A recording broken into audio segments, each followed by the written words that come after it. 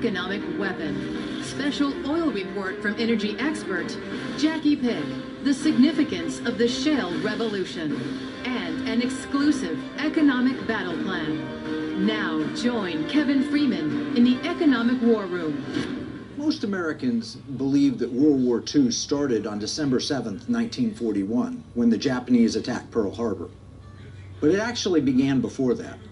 It began when President Roosevelt put an oil embargo on the Japanese, literally forcing them to look for new means of obtaining energy. The Japanese were certain that if they did not attack America, that they would not be able to compete in the world. They had to have access to oil.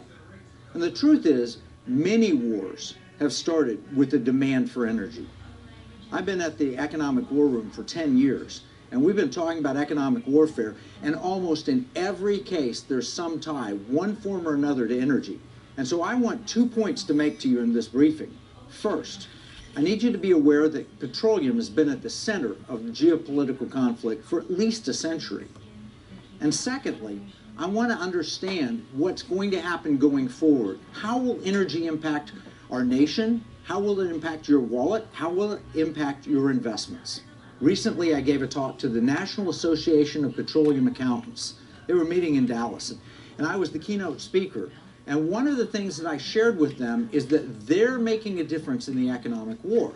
And I got a lot of puzzled looks. The reason that the National Association of Petroleum Accountants is making a difference is because in America we have a petroleum accounting system. We have property rights, we have freedoms, we have companies exploring for energy, producing energy, transporting energy, and marketing energy. This is an important difference from most of parts of the world where they've nationalized these industries and where they've literally upended the accounting whenever they've seen fit. In America, we hold to accounting standards, and that makes those who work in the petroleum industry really frontline workers in the energy war. Now, I mentioned that oil has been at the center of geopolitics for decades. In fact, it goes back to 1846, when the first oil well was drilled in Azerbaijan, which is a former Soviet satellite republic. It's now an independent state. In 1859, the oil well I'm most familiar with is the Lewis Ross oil discovery in Oklahoma. Lewis Ross was the brother of Cherokee Chief John Ross, and he was looking for water, and he drilled and he found oil. At that same time, George Bissell and Edwin Drake in Titusville, Pennsylvania, began the actual oil boom of the United States with their first drill. In 1897, near Bartlesville in Oklahoma, the Nellie Johnston No. 1 was formed, and it shot oil up, and we really had a mass rush. If we could find oil, previously we found oil from whales, if we could find petroleum in the ground and use it for fuel, it would change everything. In 1938, Rockefeller discovered oil in Saudi Arabia, and that changed geopolitics forever as well. In 1941, we put that oil embargo on the Japanese, and they responded by attacking Pearl Harbor. They could not have their access to oil cut off. In 1944, there was the Battle of the Bulge, where energy again played a critical role in World War II. Then, of course, we have 1967, the Arab-Israel War. We have the Arab oil embargo of 1973. We have the petrodollar system created also in 1973. We have the Iran hostage crisis, which happened in 1979. And we ended the Cold War, again with energy, with President Reagan, Saudi Arabia, Maggie Thatcher, and the Pope. All of this tells us that oil is at the center of geopolitics. And it's been true whether it's the 9/11 attack or the oil price peak that happened in 2008 when oil hit $149.50 a barrel. That created massive global financial stress. I've done a lot of study on what happened in the 2008 stock market crash. Few people remember, but it's absolutely a fact that part of what precipitated that was when oil had this massive run-up. If you go back into like 2000, what was it, 2005, oil's $50, $60, $70 a barrel. 2006, it peaks at 75, and then it comes back down to $50 a barrel. But starting in 2007, there was a movement, and oil went from $50 a barrel to almost $150 a barrel in a span of about 18 months.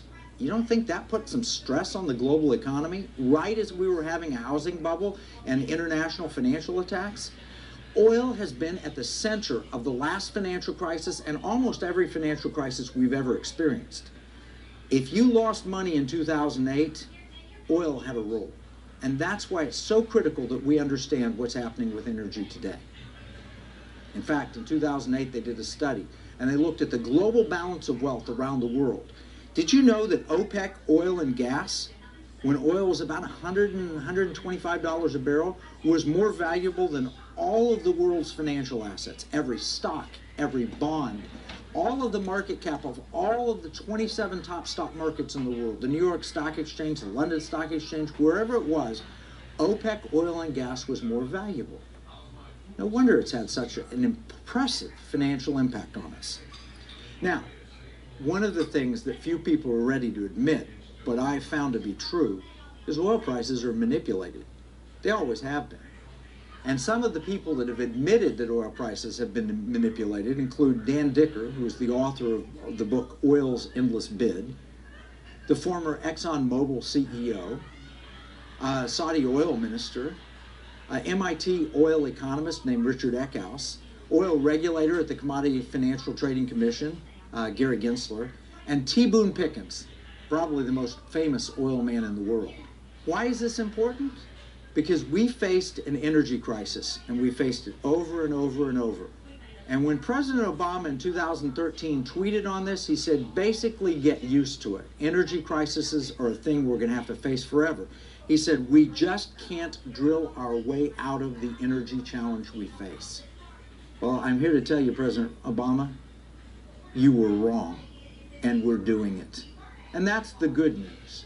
The good news is the American energy renaissance started right after that oil price peaked and then fell. We began drilling and looking and using new technologies and old technologies, including hydraulic fracking, and we've found through the shale oil industry an American energy renaissance. Now, that's the good news. The bad news is in 2014, the Russians and Saudi Arabia both figured it out. And that's where we had the last two-front oil war, which began in 2014. I'll put it to you this way. A U.S. House of Representatives staff report in the Committee on Science, Space, and Technology said Russia was attempting to influence U.S. domestic energy policy by exploiting social media. You know, everybody's talking about the role Russia played in the last election, and did they post Facebook ads, and did they do this and did they do that? I'll tell you one thing that we absolute crystal clear are certain that they did. In 2014, they began a series of ads to try and upset the American energy industry. This wasn't anything new for them. They wanted to have people out protesting pipelines and oil drilling and all of that, and they were actually funding Facebook ads to try and tear down the industry. Now, that's not anything new. For several years, they've been using what the EPA calls sue and settle.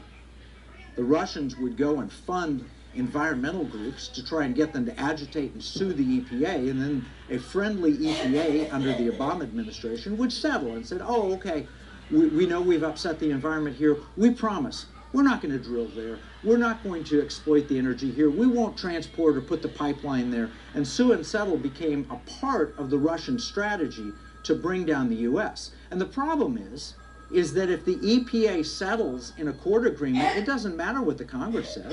It doesn't matter what the people think. It becomes an unelected bureaucracy agreeing in a court's battle with an environmental group, and that becomes settled law in the land.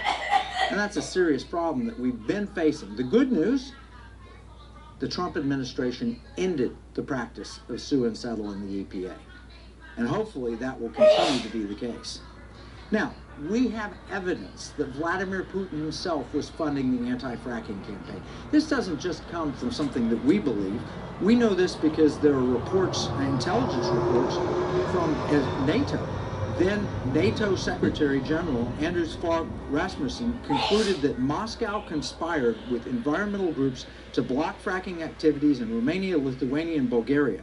He said Russia, as part of their sophisticated information and disinformation operations, engaged with so-called non-governmental organizations, environmental organizations, to work against shale gas. Now, why would he do that? He did it because Russia is one of the largest producers of energy on the planet. Under Vladimir Putin's control, we have either the second or third or first largest producer, depending on the year. It's America, Saudi Arabia, and Russia competing for the top spot. And so he didn't want our energy production to make world markets. He wanted to prevent us and others from producing energy so that they could sell their energy into the market. That's pretty logical. It makes sense. It is economic warfare. It's a means of attacking your enemy using financial instruments, using oil and energy, rather than a direct physical military attack. Now, it's nothing new. You've got to realize Vladimir Putin was a former KGB agent. Now, we had another former KGB agent that is living in the United States now, and he actually went to Las Vegas News and sat down for an interview. And I'll read you a little quote from KLS-TV. Oleg Kalugin, the one-time head of counterintelligence for the Russian KGB, told Eyewitness News that it was no problem to find Americans who were willing to sell out. The environmental movement was targeted for KGB infiltration, he says, with a simple message. The best way to preserve nature is to work against the system that would exploit it for profits. In other words, the Russians, for years, back to the old KGB days under the USSR, have been attempting to use environmental groups to take down our energy industry. They've run ads, they've had protests, they're doing all of this, and it's all economic warfare. We have even more recently the Times of London, April 2nd, 2018. Russian attempts to fuel dissent and spread disinformation have been exposed by a cache of leaked documents that show what the Kremlin is preparing to pay for hacking, propaganda, and rent-a-mob rallies. There's overwhelming evidence that the tools and techniques of Russian covert conflict are being used in and against the UK, the US, and the EU, he added. So bottom line is, we know we're in an oil energy war with Russia, and we have been for quite some time. The second front that began in 2014, though, is a front that happened with Saudi Arabia. Now, Saudi Arabia was the king. They were considered the marginal producer of oil, and therefore they controlled the oil price. If they would ramp up production, oil prices would go down. If they would slow back production, oil prices would go up. And then along came the American shale industry. And they realized they were no longer in control of the price of oil. American technology, know-how, entrepreneurship had all conspired, in their view, against them, and now America was weaning itself off foreign oil and at the same time beginning to make an impact on the global oil environment. And so in 2014, here's a quote from November 28, 2014 in Reuters. Saudi Arabia's oil minister told fellow OPEC members they must combat the U.S. shale boom, arguing against cutting crude output in order to depress prices and undermine the profitability of North American producers. The title of the article, the Saudi oil minister declares price war on U.S. shale oil. It was a war. We know about it. I know about it because in 2014 we were meeting with the NSIC Institute in Bartlesville, Oklahoma. Remember where the Nellie Johnstone #1 emerged? Right in the heart of oil country, we had the opportunity to meet with former CIA operative, the head of the Institute for World Politics, the former Inspector General of the Department of Defense, and the former head of Delta Force, the Deputy Director of CIA and former Deputy Undersecretary of Defense for Intelligence in the Pentagon. And guess what? We were talking about what Saudi Arabia was doing with oil. It was pretty amazing meetings. We sat around a fire and talked about what CIA reports were suggesting, what we picked up from intelligence from our allies overseas and so forth. And basically what we learned was that under Obama, the United States was preparing to pivot to Iran. And we were turning our backs on the Saudis. Because you know there's a conflict between the Sunni and Shia, the Saudi Arabians and the Iranians. It's a long-held conflict. And what we were about to do is we were about to strike a deal with the Iranians. We were going to give them a bunch of cash. We were going to tell them that we're going to no longer sanction them, and they would have a program for their nuclear energy development, but they were going to promise they would not build a bomb right now anyway. Saudi Arabia responded as we expected they might, and they said, look, number one, your shale industry is crushing the world price, and number two, now you're backing the Iranians? Our response? We're just going to ramp up production and we're going to drive the oil price down. This was a direct attack on the American shale industry. Good news? We won. We actually built up the shale industry so rapidly and so powerfully that we actually achieved victory. They had to raise the white flag a couple of years later and say, we will no longer try and lower the price. We have to defend the market. And they did. Now, to get a good historical perspective on that, and also have a good understanding of what's going on in the shale boom now, we spoke with Jackie Pick. Jackie Pick is a former congressional staffer. She's an expert on the oil industry. She has her own radio program, The Jackie Daily Show. She's going to tell you what the American shale boom has done for you personally, for our nation, and to change the global landscape. Bottom line, we fought an oil war starting in 2014. They lost and we won. Learn about it from Jackie. We now know how to get oil and gas out of that rock better than ever before. We've doubled our production of oil, and we're going to become a natural gas exporter and world leader. Unthinkable years ago. I mean, Alan Green. I think we can forgive President Carter because even Alan Greenspan and T.B. Pickens didn't know what was coming. We can prove that. Greenspan testified before Congress in 2005 that we had a natural gas crisis and we had to do something about it. Of course, now we're drowning in it because of fracking. He couldn't have foreseen that.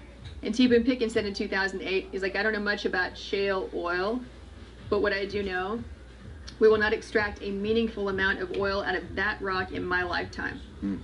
So it's forgivable. President Carter had all kinds of deficiencies that we can forgive sometimes. That's one. But so as you can see, here on this graph, net energy imports fall to their lowest level in 35 years. And it's because, again, of the skyrocketing production. We just don't need other countries' resources as much as before. So people will remember, the reasonable fear of being dependent on OPEC countries. Right, we were funding both sides of the war on terror. We were giving them our money and then we were paying for our defense. And when you're the largest oil consumer like the United States, we get 5% of the world's population, 20% of the crude consumption. We didn't think we had a choice but to do what we were doing business with these countries, OPEC 12 countries, including Saudi Arabia and Venezuela, who were our biggest suppliers. Not true any longer. Now it's Canada and Colombia, believe it or not, and Mexico. So the point is, we now have options. We can supply more of our own needs and supply our allies' needs. And we then can push those hostile countries out of the way and make them less relevant and less wealthy, with less dispensable or disposable income to do things we don't like have wealthy individuals in those countries fund terrorism, for example, most obviously. This is a huge story. In 2008, at one point, the price per barrel of oil hit $147.50 per barrel. Yes. If you took out the U.S. shale revolution, what would have happened to the price of oil? If you didn't have the U.S. shale revolution, you could easily have $200 a barrel oil. If you think about, granted what happened in 2008, some people would argue, was engineered by the Saudis. They were taking advantage of a situation. They could jack up the price. There was nothing we could do. Well, I saw it in the U.S. futures market. I saw it that Qatar and UAE and others were manipulating and playing in the futures market, but it was somewhat engineered. There were supply constraints, and there were a whole lot of unique things going on as we're hitting recession. But the price hit $147.50. You're saying today it could be $200 a barrel if we didn't have the shale revolution, and that would be a real price, not an engineered price. Yes, because not only back in those days, you go back to 2008, since that time, world population has continued to grow. World demand for oil has continued to grow, whatever you might be told. People who are already alive in China and India, they want a more modernized and motorized life, and that means more and more oil. So it was clear in 2008 that another Saudi Arabia or Russia was going to have to come online to meet that demand to keep the prices from skyrocketing. And that's exactly what happened. The U.S. came online at that level. If we had $200 barrel oil, unemployment would be much greater than it is. Tax revenues would be much lower. People's budgets would be busted. The economy would be growing much more slowly. It would have potentially thrown us into a depression, Oh, yeah. if not a Great Depression. And what this saying is the heroes economically are the American shale revolution. It's the American frackers who really are the heroes here. And I mean, by the way, there are thousands and thousands of them. These are not a handful of rich guys like the press would have you believe. There are thousands of energy companies. 95% of our production in this country is not by the super majors. We're not talking about Exxon and Chevron and Shell and BP.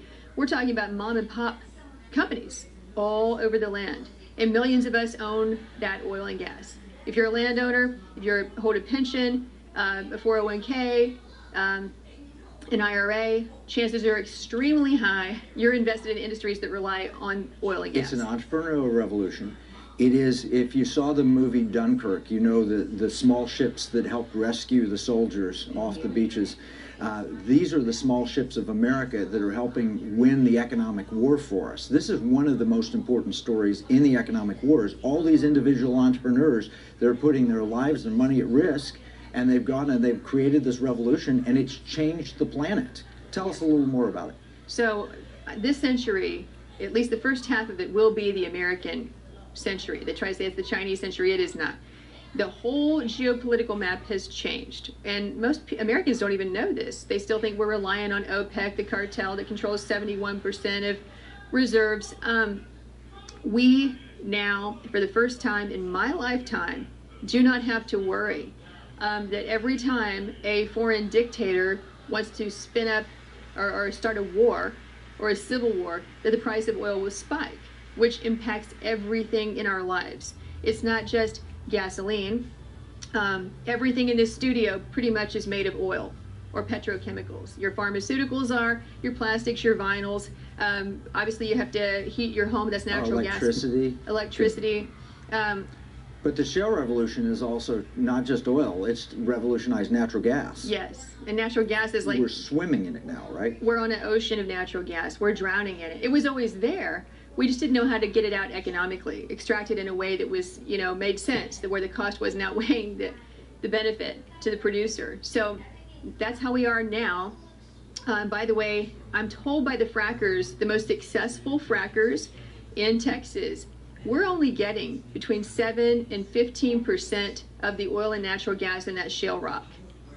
So remaining behind is a monstrous supply of oil and gas, and they're telling me, you know, give us time. Technology every year will we keep get better. Producing. Yes. They said we're going to get 100%. Every year they get better and better and better. You know, I could go into detail about precisely how you stack fracks. Now they're lateral, they're horizontal in every direction going out from the well. It's changing the world. I don't see us running out of oil. Certainly not in our lifetime, which is what people predicted. Right. You'll remember. Right. And this is American. Peak oil was supposed to be mid-1970s. Yeah, it's over, right? Peak oil. In other words, we wouldn't have enough to meet world demand, and world population does continue to grow. It is retracting in some countries like Japan, but worldwide, we have a lot of people to feed. You don't feed 7.5 billion people without fossil fuels. You have to have energy. Yeah. You have to have it. You know, I saw a statistic. If Texas were a standalone nation, we would be number 3 in the world in oil production. If the Russia, Saudi Arabia, and Texas. Well, it's even better than that. Okay, Texas has many, many shale formations in it. The Permian Basin is the monster, which is Midland, Odessa, and a little bit of New Mexico. So if you just took the Permian Basin alone, forget the Barnett Shale Formation, which is Dallas-Fort Worth, forget the Eagle Ford, which is San Antonio and south, forget the Haynesville, Tyler, Texas east and all the way to Louisiana, one of the biggest natural gas fields on earth. Forget T-Boone Pickens' place up there in Amarillo. You knock all that shale out, just the Permian Basin, we're the number 3 oil producer on earth by the end of this year. That's amazing. The only people who we can't outproduce just from West Texas alone is going to be Russia and Saudi Arabia. And give us time. Give us time. That's great. That's just Permian. And remember, this is just Texas. I mean, this country has a lot of shale. That's true. All over, in all parts of the country. So don't worry about running out of fossil fuels. That's a false argument. More than 90% of our wells in this country are fracked. You'd be crazy not to. So that's what you see here. We make it up to here just with 7 to 15% of what's in that rock so far. We just haven't deployed everyone everywhere yet, and there's so much. So that's what you saw happen here. And this is a disaster for the petrostates of OPEC and Russia. This is a major threat. They thought they had nothing but rising oil prices to look forward to the end of days.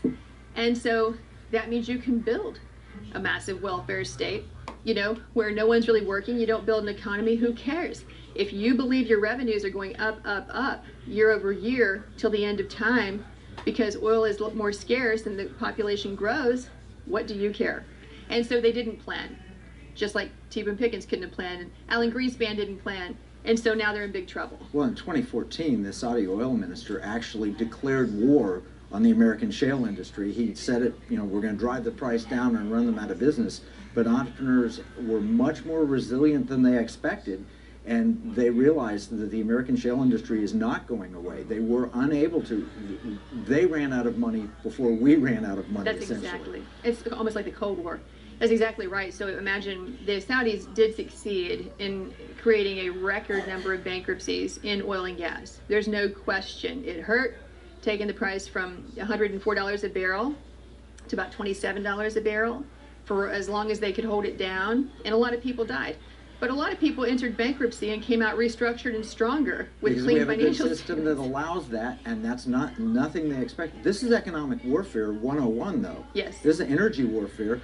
They played it, and entrepreneurship and private interests and the ability to hold intellectual property and all of the things that you talk about, what we stand for in America, those became the victory that we're now enjoying. It's because, yes, our law recognizes that it's okay to have competition and some people die.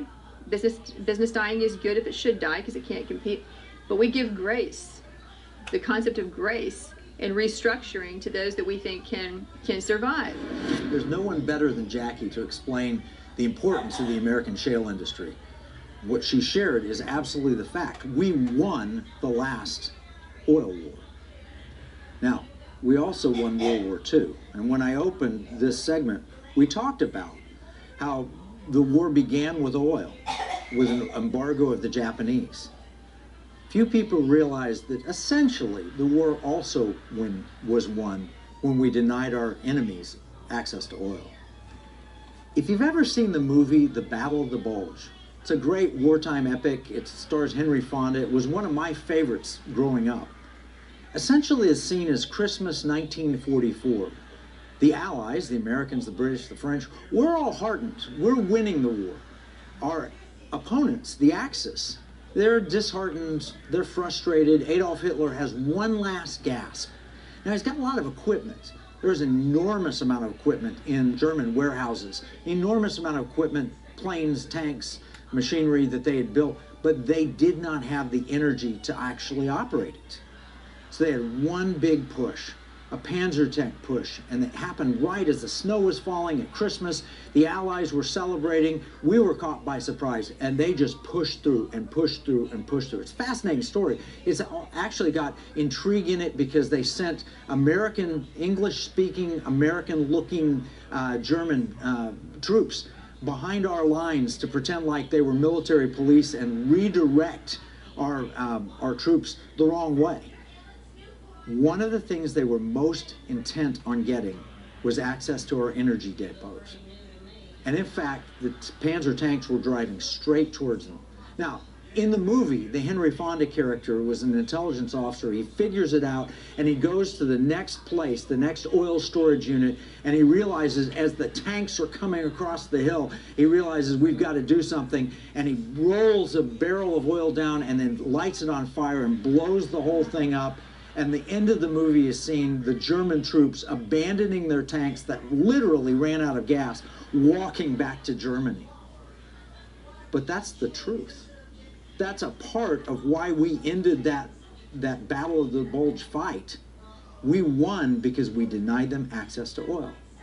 As Winston Churchill was quoted saying, he said, "He who controls oil will win the next war." That was true in the 1940s. It's likely true today as well. So we have a part 2 on this important energy war, oil war message. And in that part 2, we're going to talk about the challenges and the opportunities of the energy revolution. All those things that Jackie talked about, the shale revolution, and those are investment opportunities. Those are specific areas where you can make money investing and help the American economic cause. But there are also challenges. Those are places where our enemies have decided they want to target us. And it's absolutely essential that we understand all of this and are prepared to fight this part of the economic war. So here's our battle plan. First, whenever we have an election, you've got to vet the candidate. And you need to know, where does the candidate stand on American energy independence? If they're talking more about the environment and protecting the environment, you got to wonder, are they being influenced? Are they being supported by Russia or Saudi Arabia? That's an important consideration, because the American energy renaissance is absolutely essential for us to win the economic war ongoing. Number 2, you need to know where they stand on EPA sue and settle. We should not allow unelected bureaucrats to collude with environmental groups that have been influenced by Russia and settle and determine whether or not you're going to be able to have gasoline for your car or how much you're going to have to pay for it. So it's absolutely essential. Number 3, become an economic warrior. Go to economicwarroom.com. Get free trials to share with all your friends. This message has to get out. Virtually no one is talking about this, the real collusion, the documented, proven collusion of Russia that's influencing elections and influencing your life, your ability to earn money, and your future. So that's our battle plan.